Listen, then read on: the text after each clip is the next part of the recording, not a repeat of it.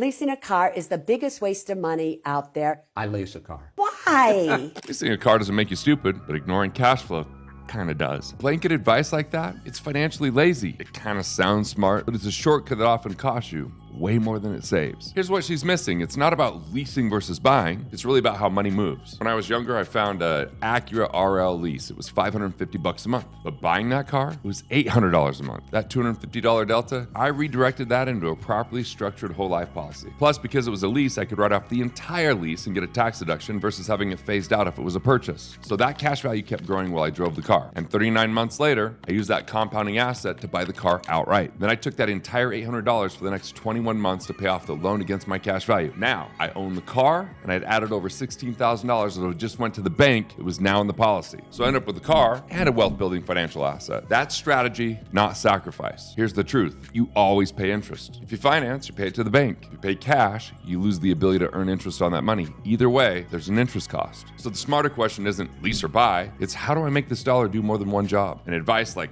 never lease isn't financial planning, it's financial programming. And it's exactly the kind of thinking that keeps the middle class spinning its wheels. Wealth isn't built by following rules, it's built by asking better questions and designing a game worth winning. Tired of advice that sounds smart but keeps you stuck? Text COWS, C-O-W-S, to 435-294-3533. I'll send you my best-selling book. It dismantles the myths costing you money and freedom.